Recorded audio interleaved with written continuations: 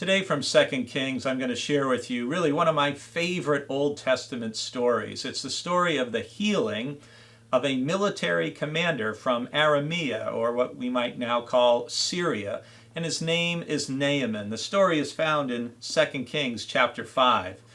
And the story begins with Naaman. We're told that he was a great man in high favor with his master because by him the Lord had given great victory to Aram.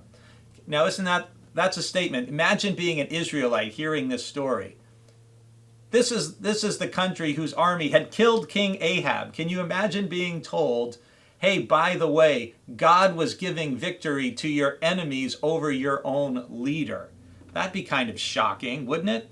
Well, that's who Naaman is. And unfortunately, though he's a mighty warrior, we're told he has a skin disease. He has leprosy.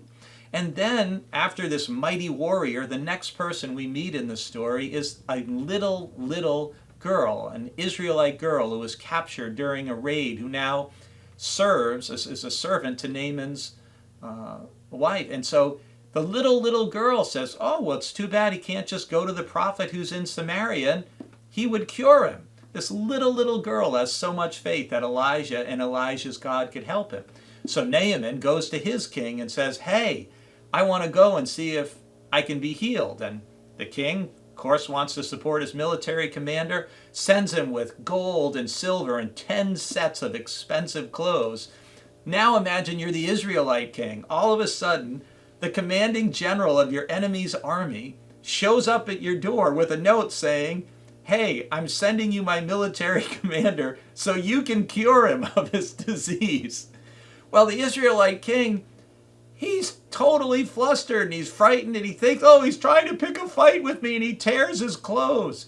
Think about the contrast between the little Israelite girl, totally confident in God and Elijah, and the king of Israel, the one who has all the power, who's got no faith and no confidence.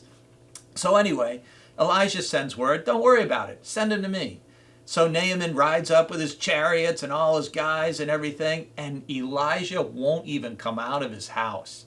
You imagine being this military commander used to everyone doing exactly what you say, and Elijah won't even come out of his house and instead sends word and basically says, just go take a bath in the Jordan River and you'll be fine. And Naaman snaps, our river, the Abana River, is much better. We got better rivers in Syria than the Jordan, and he's right, actually.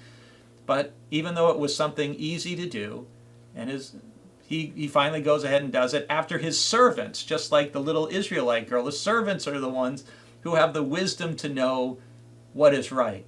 And Naaman goes in, he washes, he comes out of the water, his skin's all clean. And our verse for the day, you thought I forgot about the verse for the day, is verse 15. Then he returned to the man of God, he and all his company. He came and stood before him and said, now I know that there is no God in all the earth except in Israel. Please accept a present from your servant. And what's interesting, the rest of the story piece, is that when Jesus is preaching in his home synagogue in Luke chapter 4, this is one of two stories he shares. The healing of Naaman, the Syrian soldier.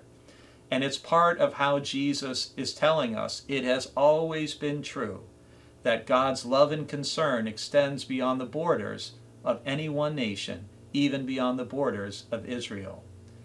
Make sure your God isn't too small.